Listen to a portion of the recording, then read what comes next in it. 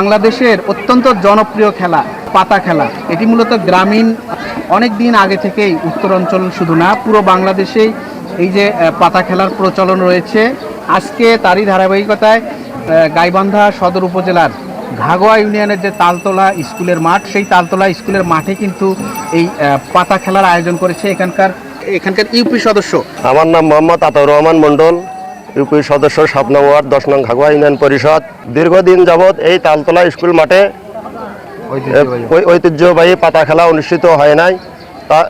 তারই ধারাবাহিকতায় আমরা দক্ষিণ হওয়াবাসী পাতা খেলার আয়োজন করেছি। আপনারা ইউপি সদস্যের কথা শুনলেন, এখন আমরা শুনবো এই যে হারিয়ে যাওয়া যে গ্রামীণ মেলাগুলো।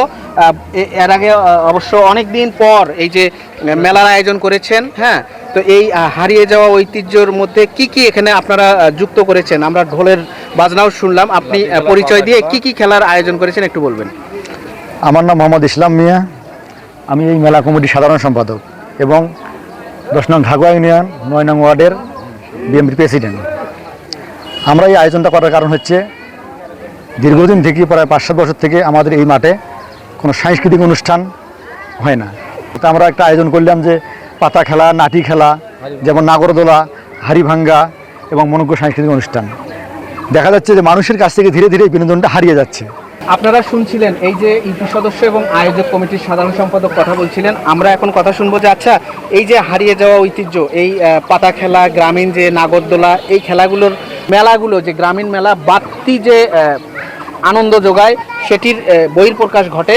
তো এই মেলার আয়োজনে, গ্রামীণ মেলার এখানে আপনারা কি কোনো ধরনের মানে নিষিদ্ধ কোনো জুয়া বা এসব কোনো আয়োজন? না, আমাদের এখানে কোনো নিষিদ্ধ কোনো জুয়া বা মাদক কারবার নাই। আমরা হলো গ্রামীণ যে খেলাগুলা, পাতা খেলা, লাঠি খেলা, হাড়ি ভাঙ্গা খেলা এবং হলো নাগরদোলা, এখানে যে বাঙালির যে ঐতিহ্যবাহী খেলা এবং ঐতিহ্যবাহী দিনগুলা বৈশাখী মেলা উদযাপন করার জন্য আমরা 7 এবং 8, 9 নংবাসী এবং দক্ষিণ ঘাগোয়ার সবার মিয়া মুরব্বী এবং অনুষ্ঠানটি করার জন্য চেষ্টা চালাচ্ছি এবং আপনাদেরও সহযোগিতা এবং এলাকাবাসীর সহযোগিতা দরকার।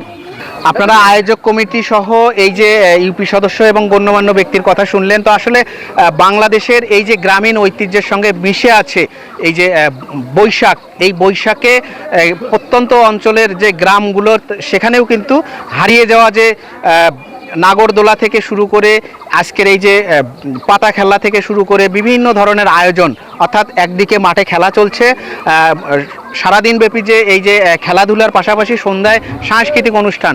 মূলত এই বাঙালির চিরায়ত যে ঐতিহ্যের একটি ধারক এবং বাহক এই গ্রামীণ যে মেলাগুলো, এই মেলায় সুস্থ সংস্কৃতির চর্চা হোক এবং সকল ধরনের অপসংস্কৃতি যেগুলো জুয়া, মাদক সমাজ থেকে নির্মূল হোক, এটাই কিন্তু প্রত্যাশা করে সচেতন গাইবান্ধাবাসী।